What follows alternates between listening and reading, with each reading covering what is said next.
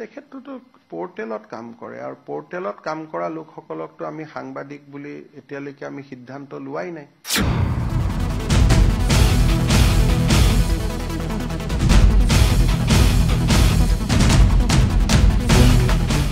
অসমত যিসকলে পোৰ্টেলত কাম কৰে লিগেসি মিডিয়া ৰাজ্য চৰকাৰে সাংবাদিকৰ স্বীকৃতি দিয়ে, কিন্তু ইউটিউব চেনেল পোৰ্টেল এই সকলক সাংবাদিকৰ স্বীকৃতি দিয়াৰ বিষয়টো আপোনালোকৰ লগত আমাৰ আলোচনা চলিহে আছে, সিদ্ধান্তটো হোৱাই নাই। আমি কোনো পোৰ্টেলক ডিআইপিআৰে সাংবাদিকৰ মৰ্যাদা আজিলৈকে দিয়া নাই।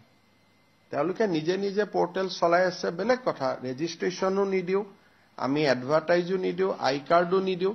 গতিকে এই ব্যক্তিজন অসম চৰকাৰৰ সাংবাদিকৰ সংজ্ঞাত তেখেত নপৰে।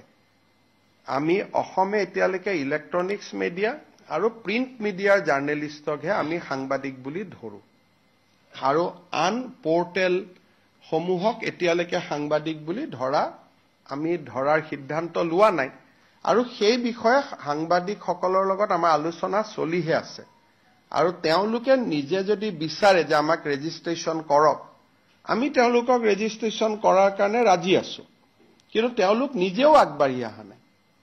সেইকাৰণে পোৰ্টেল জাৰ্নেলিষ্টসকলক যদিও ঘৰুৱা ভাষাত আমি জাৰ্নেলিষ্ট বুলি কওঁ, কিন্তু তেওঁলোকক সাংবাদিকতাৰ স্বীকৃতি আমিও দিয়া নাই আৰু তেওঁলোকেও আমাৰ পৰা বিচৰা নাই।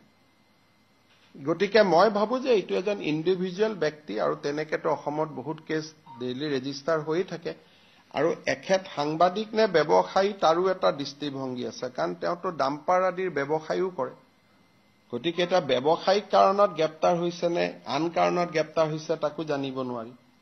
কিন্তু মই যিগৰাকী ব্যক্তিৰ নাম জানো, তেওঁৰ 4-5খন ডাম্পাৰো আছে, তেওঁ বিভিন্ন ব্যৱসায়ো কৰে, পাৰ্ট টাইম এটা চেনেল এটা পোৰ্টেলত কাম কৰে, আৰু সেই পোৰ্টেলটো ৰাজনৈতিক ব্যক্তিৰ পোৰ্টেল। গতিকে এটা সাংবাদিকৰ ডেফিনেশ্যনত আহিব নাই, আমি প্ৰেছ ক্লাবৰ লগত কথা পাতিব লাগিব।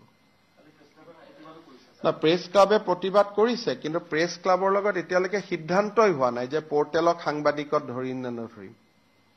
এতিয়া যদি তেওঁলোক আগবাঢ়ি আহে আমিতো ভাল পাম, কাৰণ আজিলৈকে আমি এডভাৰটাইজো নিদিও, একো নিদিও, আমাৰ লগত কোনো সম্পৰ্কও নাথাকে।